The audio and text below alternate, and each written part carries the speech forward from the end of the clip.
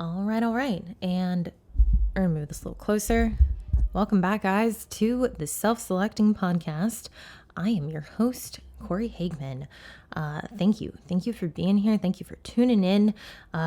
Really pumped and appreciative on the feedback that I've gotten from the guest episodes. At this point, you've probably gathered that these are guests that they've made huge, massive impacts in my own, upbringing within the space, within the sport of physique competitions, but also just in fitness.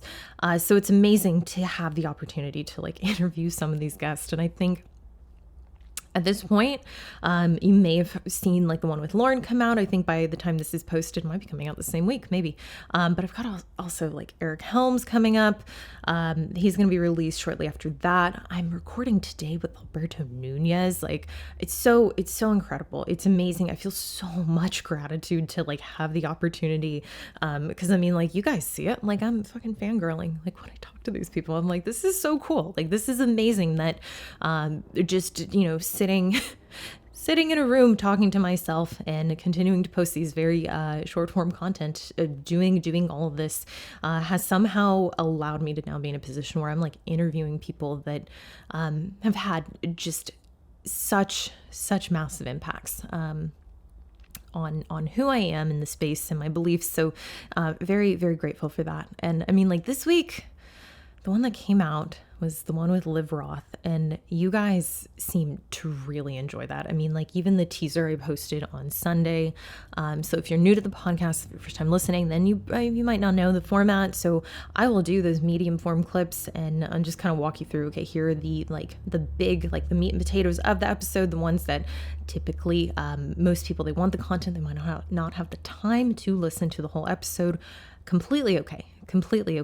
My podcast listening myself has gone down pretty dramatically in the last year. So the one with Liv has done incredible. You guys seem to really enjoy that. A lot of people liked just how she articulated herself. And it's so cool to me. It's so cool because I put her very much on a pedestal for so many reasons. And if you haven't checked out that episode, definitely go give it a listen. But it was nice that we were able to just kind of talk collectively about PED use in a very non-specific way, because that was the thing. It wasn't hey, I want this to be an episode where we talk about her use. Maybe some guests, that's more of the idea, more of the angle, and obviously consensually, but I want them to feel very much they can have an opinion, but they aren't cornered into sharing things they might not be comfortable with. So it was so great. And thinking back, that was probably one of the more fun episodes I recorded, which was cool because it was my first time actually speaking to her in this format, which is always it's a dice roll. You don't know hey, is this it's a first date? Is chemistry going to be good or is it going to be shit? And now we're just locked into this for an hour. So the fact that it was so it felt for me very playful, which was really cool. I think Jordan was home that day, and when I got done, we were driving up to San Francisco for dinner, and I was just I just wouldn't stop. I was just chatting, reciting basically the whole podcast to him. So anyways, you get the idea. Really enjoyed recording that with her. But one thing I wanted to bring up, and this might seem maybe this isn't even a good idea to bring up, but I'm going to, because it doesn't happen often. The reality is yes, social media, not everyone has to like the content I post. And if you don't like it, just don't listen. And if it pisses you off, then I don't know, go do something with that. Okay, if you're just telling me that you don't like it, okay, whatever. But I do feel very protective of especially guests I have on, men and women, because I think with the ones recorded with Justin too, on his post, people have been kind of shitty, and I'm yo, what the fuck? How are you just going about life thinking that this is the way to handle disliking something, or I don't know. Anyways, with Liv, it is a little different than the comments I've seen on episodes I've been on, or the comments I even get myself, which, to be fair, I don't get a lot of negativity, and I'm very fortunate that I've been doing this for a long enough time to where when I start to see that a comment is negative, like I don't, especially if it's long, like if that's how you're trying to cut deep and you write me like 6 sentences, like you've got this block of text to read through, I will stop reading. Like I'm not even going to make it through. I'm like, oh, this person's person's an asshole. Okay, cool. I have no business. Like I don't, and even within that, the things like, I mean, this is the reality is like when you are self-deprecating, it really takes a lot. Like you have to like be creative with how you're going to cut deep. So those things that like, like, oh yeah, like, gosh, I've been like thinking to like the 2 this past week that I was like, just unimpressive, like very low hanging fruit. But there was a comment, left on one of the reels with Liv. And like, I don't know, as I'm saying this, I'm like, should I even be talking about this? Because is this just giving it more traction? But this girl was being a fucking asshole. She was being an asshole.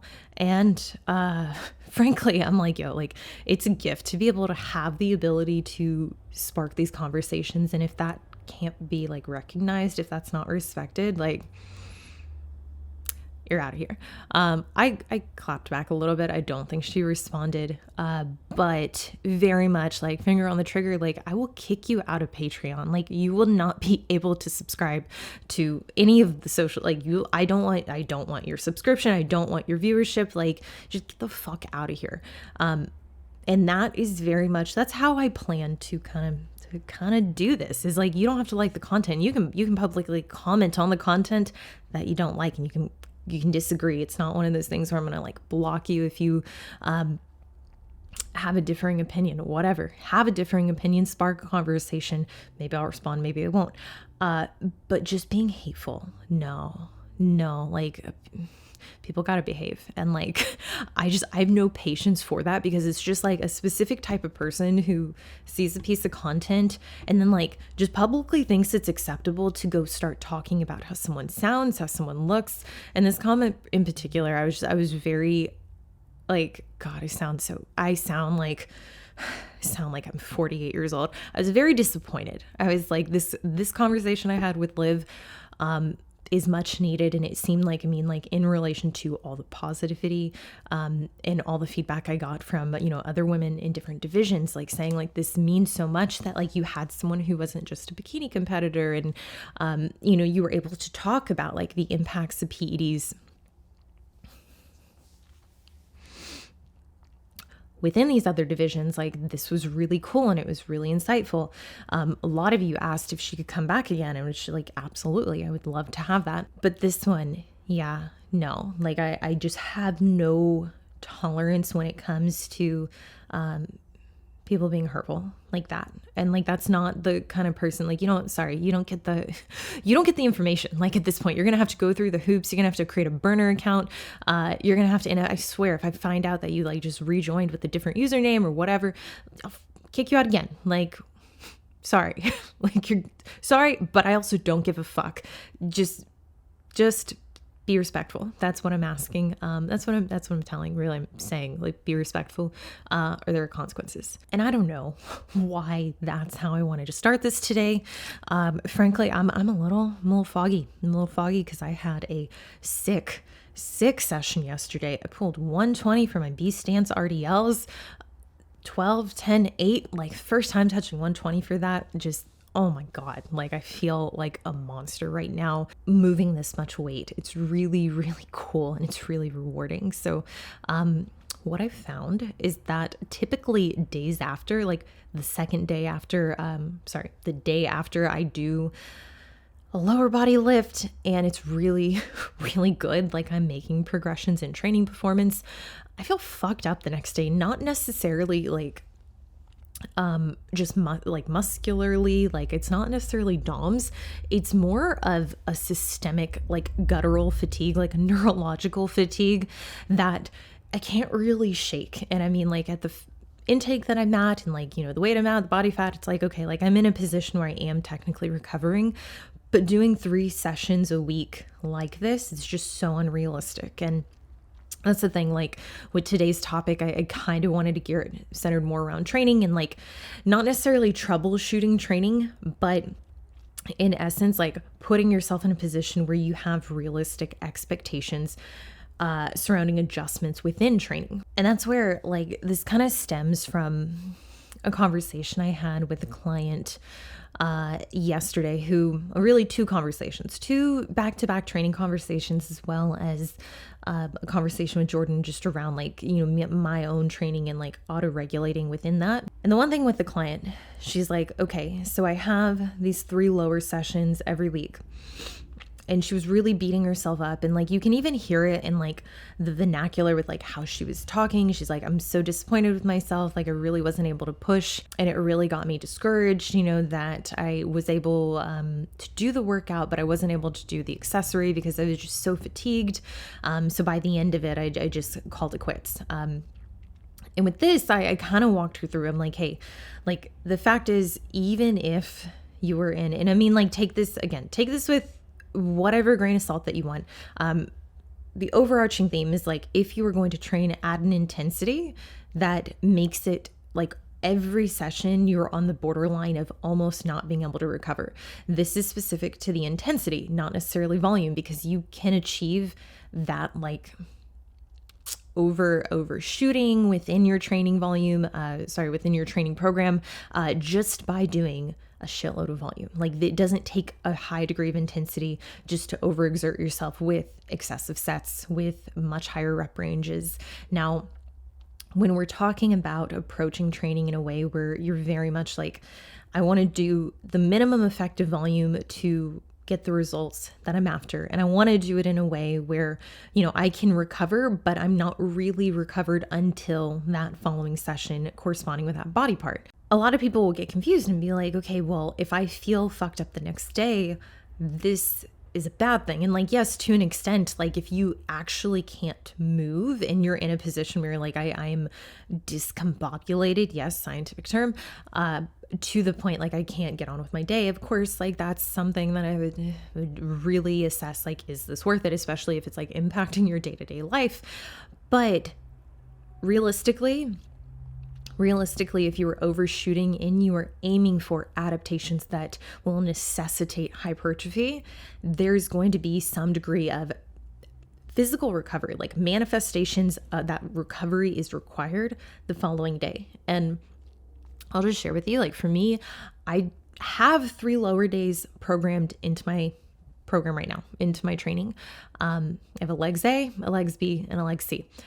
Spoiler, they pretty much look identical almost all of the days. Like the exercise selection is roughly the same, and really the difference is in the modality, but there's hinging, there's squatting, there are no hip thrusts. I don't have any hip thrust, and there's actually very minimal shortened range movement. So I'm not really even doing the 45-degree extension because the one at our gym sucks mega dick, and it's not a good fit, and it frustrates me every single time. My training split right now is Monday is legs A, Tuesday and Thursday, those are my upper days. I don't need a lot more upper body, and frankly, even training it like once a week with a true like hypertrophy emphasis, as well as then my second day is more of like a functional emphasis. Like the intention is really to work through limitations or anything that could be hindering, honestly, my lower days. So within the upper body, but even with that, I'm still seeing that my upper body is growing. Like I'm still seeing on measurements, like, yeah, weight's going up, but like my upper body, like I'm hitting like over 43 inches, like on my shoulder circumference, which I'm like,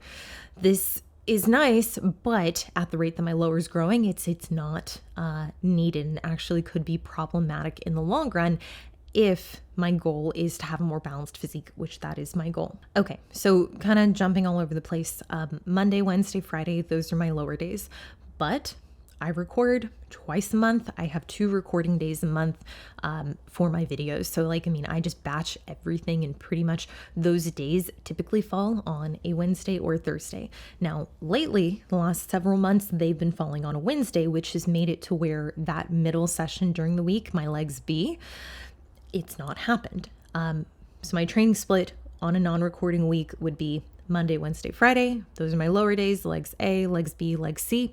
But realistically, with only one day in between, I haven't found that I've been able to completely send it on all of these days. So A, B, C, it's not really been one of those things I've been able to say, okay, my legs A, my legs B, my legs C are all within the same intensity collectively as you would categorize that workout. Really what it looks like in reality has been Monday and Friday, those 2 sessions, which throw the numbers out, like it doesn't really matter, or the letters out. Gosh, okay, well, this is going to be rough. Throw the ABC out, because essentially, again, I'm using the same modalities. I'm just varying up whether it's like unilateral, bilateral, whether I'm using a contralateral load, whether I'm using, and I don't really use an ipsilateral load, whether I'm loading bilaterally. Even for those unilateral movements, as well as assessing whether or not I'm in a position where I can make the most of that movement. But really what's happened is on the weeks where I have the ability to do all 3 sessions, which is still 2 weeks out of the month pretty much, those middle sessions, those Wednesday sessions, not been as taxing, not been as intense or extreme. So what do we do? What do we do on those days? Like, do we just restructure the program? Because by definition, you're not recovering. So is it even worth going into the gym that day, or should you take another rest day? Well, I kind of walked you through. It's like Monday, Wednesday, Friday, those are lower days. Tuesday, Thursday, one is a hypertrophy upper day, one is more of a function upper day. Saturday, Sunday are my rest days. Now, what I found with doing this kind of training split, with having it split up where on the weekend, literally Saturday and Sunday, I'm not doing shit. I'm not doing cardio. I'm not going in to do warm-ups. I might stretch, but realistically, those are full off days. What I found by doing this is that my Monday and my Friday typically are my best lower sessions. Those are the sessions I'm able to make the biggest strides ahead in the weight that I'm lifting, or in adding reps to a set, which, if you're not familiar with that, the way that I measure training performance, it's not just exclusively with weight lifted. That is a good indicator, but really it needs to come down to the weight that we're lifting, the skill of the lift, hitting within a target rep range, which is not just 12 reps or not just 15 reps. It's usually a range. So for something like an RDL, because it's going to be more systemically fatiguing, I like to lift in that rep range of 8 to 12, really 12 to 15. Sure, if I'm in the case I'm down regulated, I'm not as recovered, and maybe core bracing is on point that day. So there's a way that I make these decisions session to session, but the meat and potatoes, the actual movements themselves and the amount of volume that I'm doing pretty much each session, are almost the same. They're still within that same family of that movement. Now, in the case, which I'm pretty sure at this point it holds no bearing, but doing something like a B-stance RDL, using 120 pounds, so relative to my body weight at 150, that's going to cause some issues just with the setup itself. Generally with center of mass, that's going to be very difficult for me to stabilize, because part of the stabilization is making sure that my upper body is positioned and really engaged in a way to where I'm not having to exclusively use my thoracic spine. So we're talking about my lats. When I don't have my lats engaged, typically what we'll see is that there's a pain, and I say it's really I'll see, and then I'll tell Jordan and be hey, this is what I'm feeling. That was a little weird. And usually he'll offer input. So this past week, prior, not with the 120s, but with, I think it was 100s, I was okay, it feels good. I feel the tension where I'm supposed to, my QL, isn't overly active. I feel I'm bracing and I'm able to maintain full foot pressure even at such a high weight. But I'm really feeling a lot of tension, a lot of strain in the elbow. Okay, he diagnoses, troubleshoots. Okay, that's probably because you're not securing this with your lat. You're not keeping active tension in the lat to make sure that that weight, as you're moving just up and down, it's also not moving laterally, or I guess really side to side. So kind of steering this back to why I even brought this up with this client who's hey, it's really discouraging, and I find it hard to stay motivated seeing that this one session, maybe it's their later session in the week, is not as fruitful. Like I'm not able to make those same kind of progressions. So what do we do?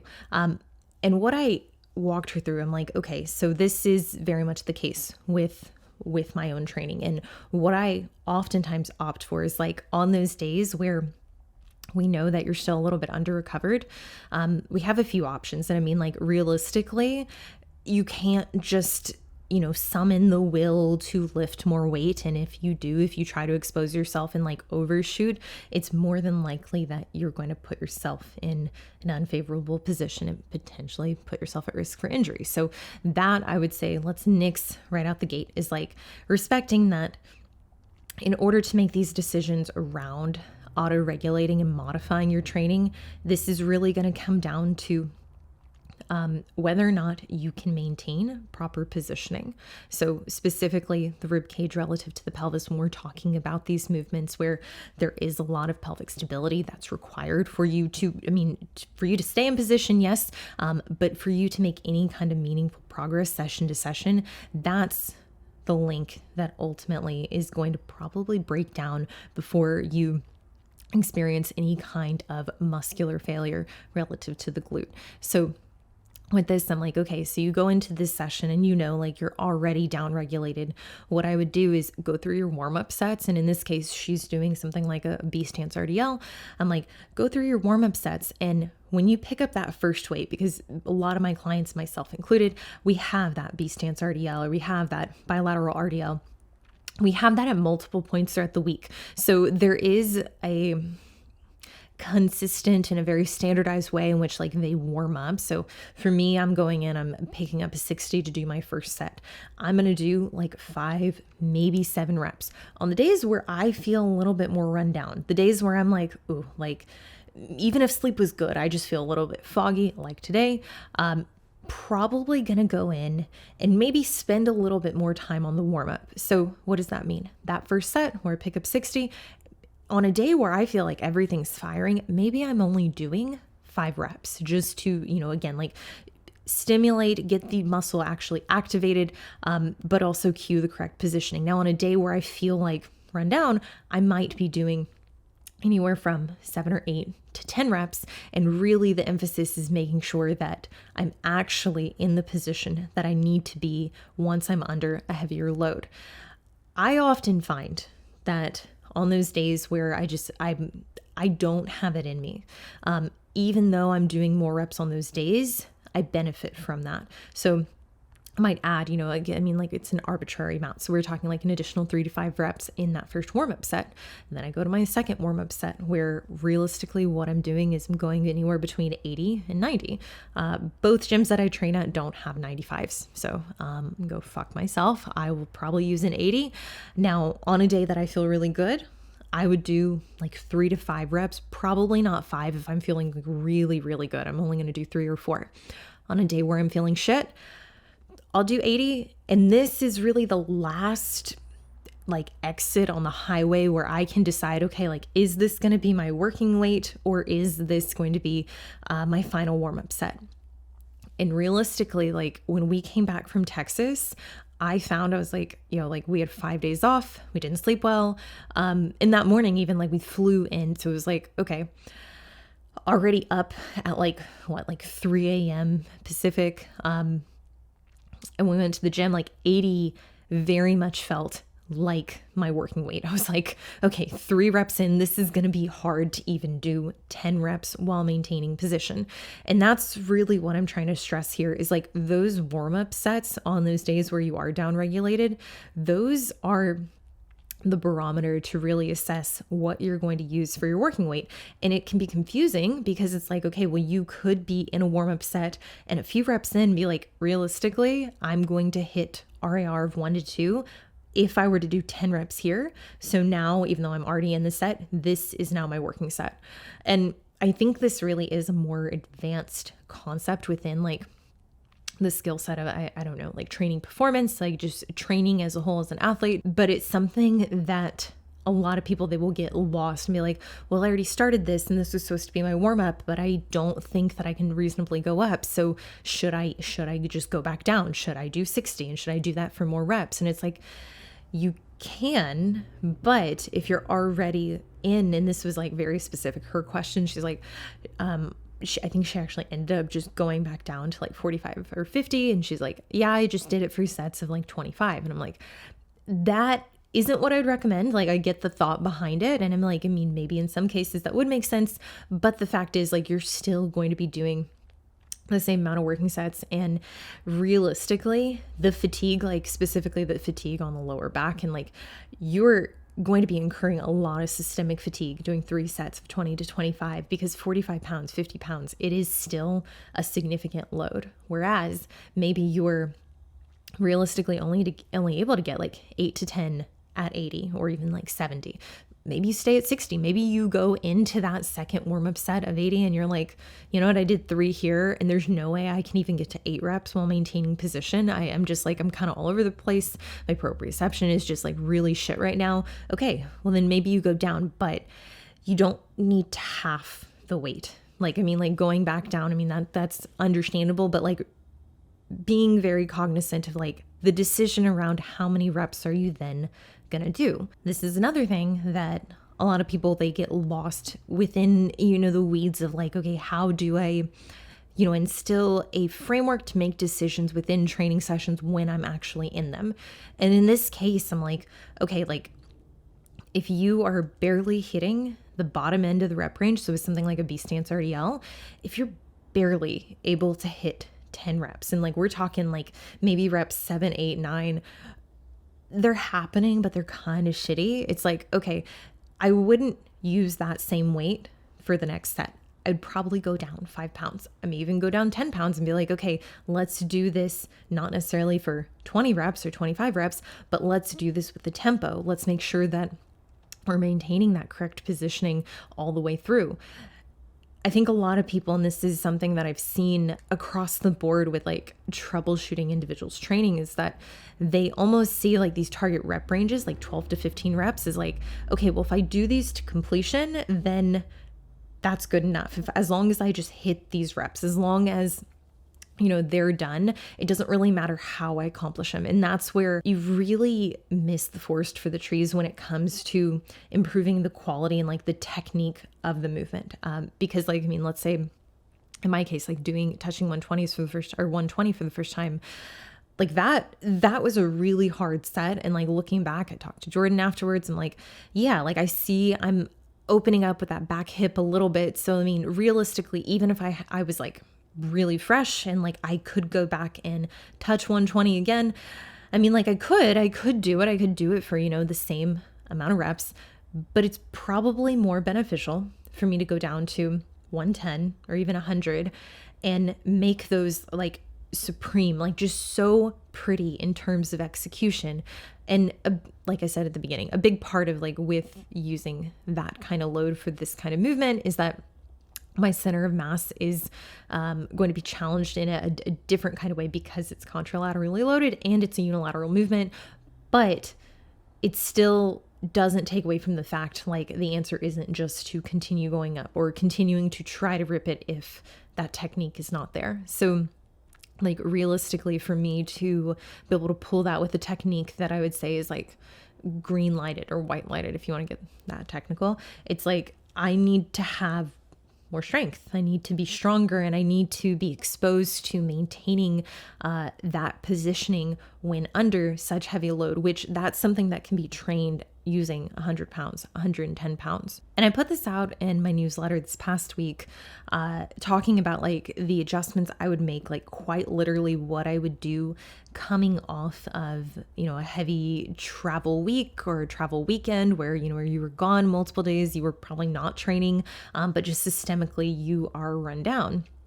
And I walked through, and it came from working through this issue with a client.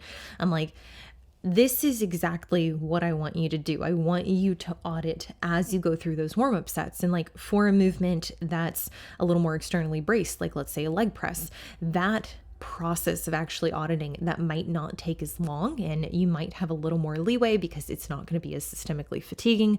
But when we're talking about compound movements, inherently there's a cost. And really the decision-making process that I go through is with each of these, like, am I going to be better by doing the same weight, by doing more weight, by doing the intended reps that I already planned to do, because most of my workouts, I already have that target rep range just set in stone. Like that's the rep range which I need to work in. Or would I be better by potentially going up? And is there a drawback by going up on the reps? So something like, let's say, a kickback or abductions, like you can pretty much run that up until your nose bleeds. Quoting Eric Bagera here. But with something like a squat, even something like split squat, walking lunge, dumbbell step up, it's like the stability is what's being, the stability, let me rephrase that. The stability is your bigger constraint, specifically when we're talking about any kind of staggered stance or any kind of contralaterally loaded split squat. Now, when we're talking about someone who's already down regulated, they're not going to have the same kind of awareness on a day that they're fresh, that everything's firing, that they're well rested. And this doesn't have to be just coming off travel. Even in the case of like, okay, you have 3 lower sessions a week and you go into that second one, you're like, I'm still not recovered. Like in the case of substituting out, okay, well, I am not going to be able to send it on like a leg press or something that is, heavily externally braced. Would it really make sense to swap that out and modify your program by then making the substitution with something that has a high degree of stability needs for it to be executed properly, for you to be able to load the muscle? The stability is going to be the biggest constraint. No. So that's where I think like in this essence of like, hey, I need to make adjustments because maybe the machine isn't available. Maybe I went at a time where the gym is crowded, or just in the intrinsic sense, like, hey, I came back from a session and because I know I'm not going to be able to lift the same weight, I'd rather just go to a completely different movement entirely. Well, sure, maybe it does make sense to go to a different movement, but there needs to be thought along the ridge of whether or not that movement is going to allow you to effectively load the muscle. And what I see oftentimes is those substitutions, they're not made with a lot of rationale. So I know I jumped around like back and forth between like travel, being under recovered, training split, and like just how that might make it difficult to recover. The bottom line is that like if you're going to be training lower 3 days a week, I think it's going to be very unrealistic to have 3 days that are equitable in terms of training intensity, that are going to allow you to demonstrate really the same kind of output. And that's where I think like I've seen the biggest growth within my own training by recalibrating my expectations with that. So like when Jordan and I first started dating, I mean, like I, laid out my goals and I, kind of told him, here's what I'm doing, but I was already doing 3 lower sessions a week. And oftentimes I would forget that context that led up to a session that inherently was not as great, where I couldn't lift as much. I didn't have the same kind of connection. And it came down to like my expectations is like, I really wanted that session to be just as good as the session from 2 days ago. And it wasn't until I really started to make like big strides in strength on like that first and that last session of the week, the Monday and Friday. It wasn't until like those like really started to fry me that I was able to justify that legs B, that like middle workout of the week, being not as intense, being not as hard. And like, I hate like saying that because I can hear people being like, okay, so if it's not as intense, what does that mean? Like you're just doing a bunch of high volume? No, like I'm still chasing, still close to failure, but I'm also respecting the fact that close to failure might not require the same degree of weight, like the load that's lifted, or the number of reps that were lifted 2 days ago, or even the previous week. And this is where it really started to help me and like work in my favor, because then I could go like when I was able to see like, okay, legs A, I'm going to murder myself. Like I'm going to bury myself so deep in training fatigue that my goal is the following day to feel a little fucked up from it, like to feel a little foggy. Again, not necessarily muscularity wise, but in essence, to feel like, yeah, I did some damage. Like I'm going to have to recover in order to be okay from this. Now, that came with also accepting going into that legs B session. And it became seamless. Like the more repetitions, like the more, I guess, really the week cycles that I could get in, where I could see like, yep, every Tuesday after my legs A, I find that I really do feel like cognitively very foggy. Like I feel very fucked up from it. And then like clockwork, going into legs B on the weeks that I could go into legs B, I'd be like, okay, I still feel like I could push weight, but it's not going to be to the same degree as legs A. And having that, like, I guess really the ability, let me rephrase this. Being able to accept that instead of resist it, instead of fight it, instead of like judge that like, hey, that might be a lesser session, really allowed me to have better sessions midweek. And ultimately, by the time I got to leg C, by the time I got to my Friday session, I would go into those and be like, okay, well, you haven't had like a really hard lower session in 4 days at this point. So there's no reason you shouldn't be recovered, because that legs B, that was like, yes, you still did movement and it still was taxing, but not to the same degree as legs A. So going into our leg C, it's like, I want to need that Saturday and Sunday completely off. Like that's my goal. And that's like kind of been the thing that Jordan and I, like we've, capitalized on, because like his programming like very much encompasses his Monday and Friday sessions, which I believe that's always been the case for him. Those are days that very much he's like, I want to necessitate full days off. Like I want to be destroyed from it so that by the time I'm recovered, what do you know? It's legs A again. Like that Saturday and Sunday with them being full days off, I want it to be like, I don't have the energy to go on a hike or to do some like, I don't know, a push workout. Now, the other question that I get a lot is regarding using the same weight for your working sets. So to be clear, you've got your warm-up sets as well as your working sets. Warm-up sets are to prime you and put you in a position that the technique is already there. You already have the signals that you need to go under heavy load or to expose yourself to a high degree of weight.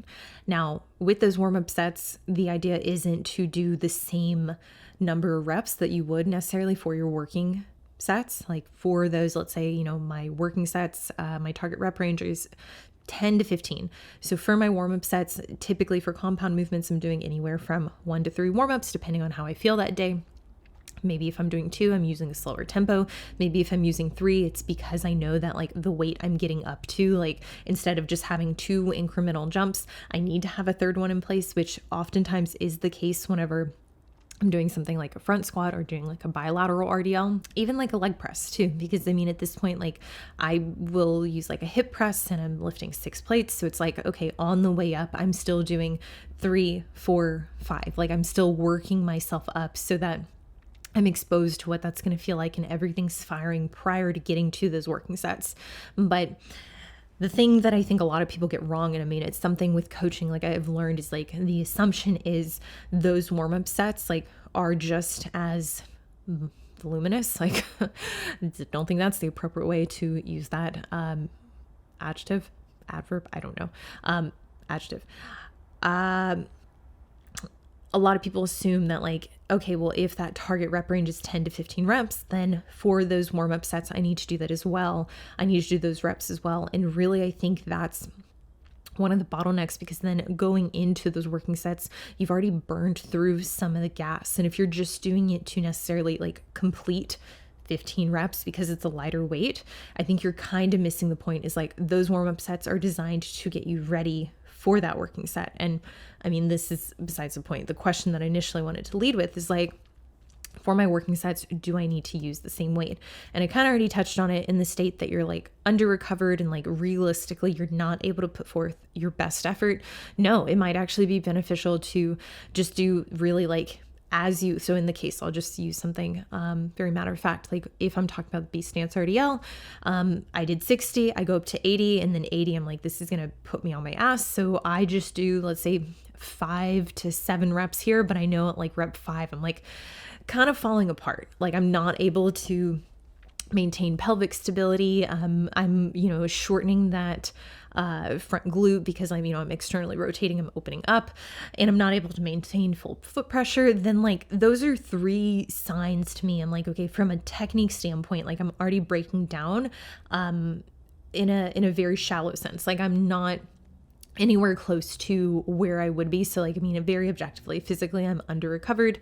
So in that case, I would go down. Like in my experience, I would go down to like 70, and then I probably still do. And I think that's what I did when we got back from Texas. I went down to like 70, 75, and I just did like 8 to 10. But the idea wasn't like pushing to the extent of like leg shaking and like, neck vein, trying to explode. It was like, I'm going to approach this more with the mindset of like, if I can maintain position and hit like more of an RIR of like 2 to 3, that'll suffice, because today the focus isn't loadability. Like the focus is movement and, really shaking off the rust from being on the road for a few days. But I'm not going to have a better workout than this. This is the best workout that I can have, and it's the workout that needs to happen. Now, how would you categorize that? And how would you even go about making the decision? Should all 3, assuming you're doing 3 working sets, should these all be at the same weight? Well, really how I gauge this is that first working set. I mean, obviously the context of like, how recovered are you? How do the warm-up sets look? But then I would also assess like, are you in a position where doing the same weight is going to allow you to make any kind of meaningful progress? Any kind of like, are you challenging yourself for the sake of, I guess, really your ego, just to lift the weight and to get the set done? Or is there something that is positive that'll come from this? Like, can you improve on the skill of the technique?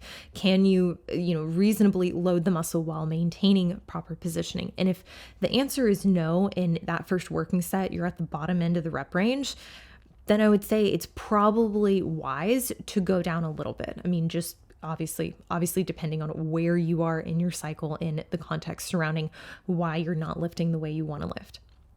So in the case where, for the B-stance, I did 120, I did 12. So that was like the mid range for the target rep range I want to hit for those. Typically I like to hit at least 10. If I hit 8, which like I ended up hitting that for my third set, that's great, but that's like bare minimum. If I am not hitting at least 8 with like good form, then I'm like, okay, we probably need to go down.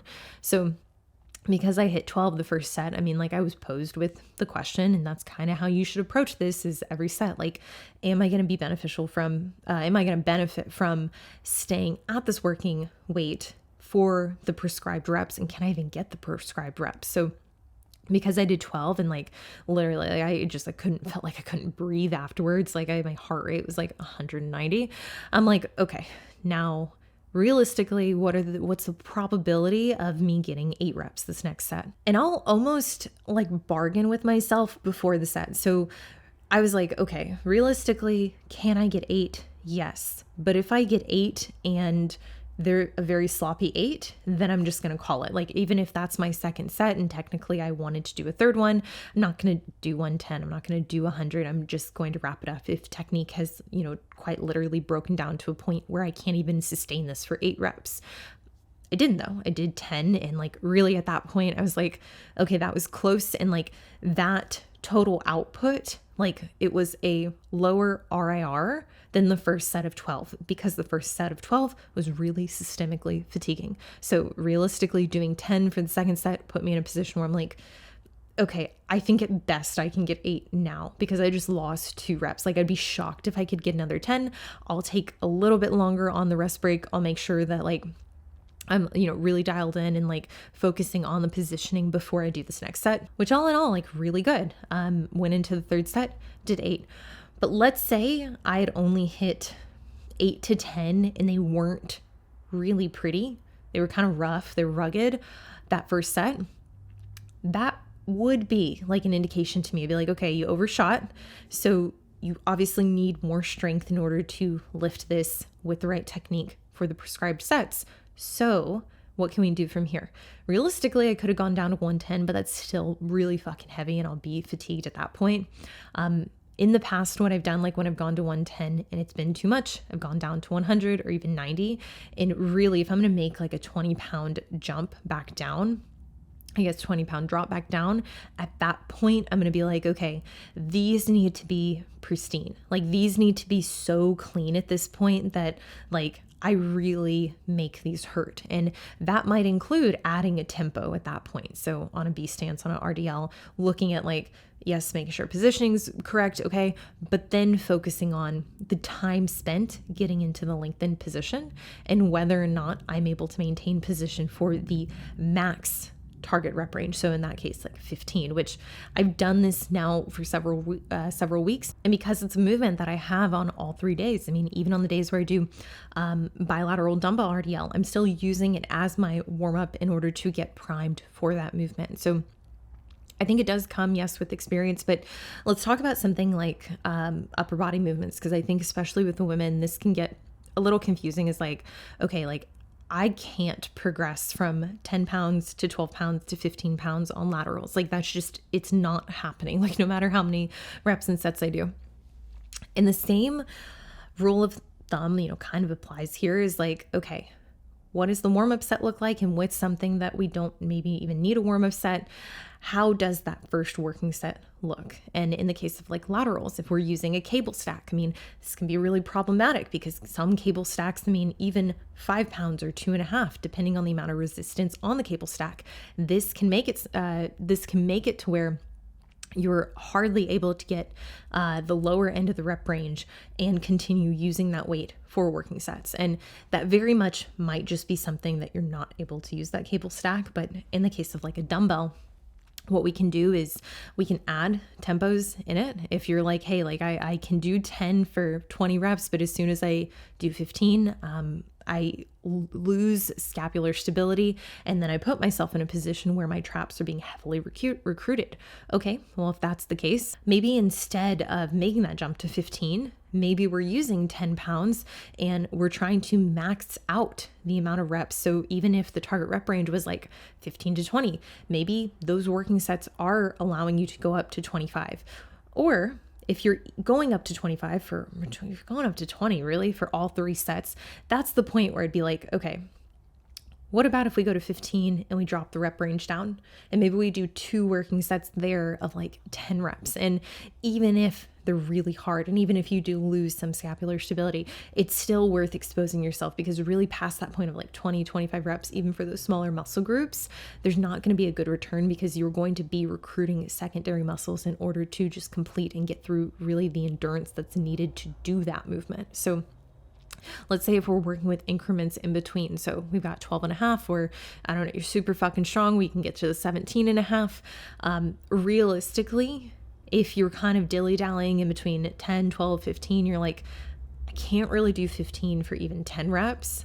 12, I can do it, but, depending on the day, I don't have as good of like a mind-muscle connection, whatever. This is where adding in the tempo, or even potentially considering adding in another set, because it is a movement that is not very systemically fatiguing, could be beneficial. Now, even though we're talking about upper body, it's not like you can do this for, let's say, a single arm high row or a single arm low row. Like this is going to be a larger muscle group. It's going to be much more systemically fatiguing. So just getting away from the idea of like, let's add sets to get you to that next progression, and instead look at the quality of each rep and then determine, is there any room for you to increase the reps within reason to a point where you're still able to, quote unquote, isolate the muscle. That's what I would recommend. I think all in all, there does need to be a rhyme or reason for any kind of modification you make. And this, idea, this concept, this is what I refer to as autoregulation. But ultimately, I don't think that you need to make a 180 with program design in order to compensate for being under recovered or not being able to progress within that single exercise. So I hope this was helpful. I know this was a bit all over the place. Let me know what you think in the comments below. As always, I will see you in the next one.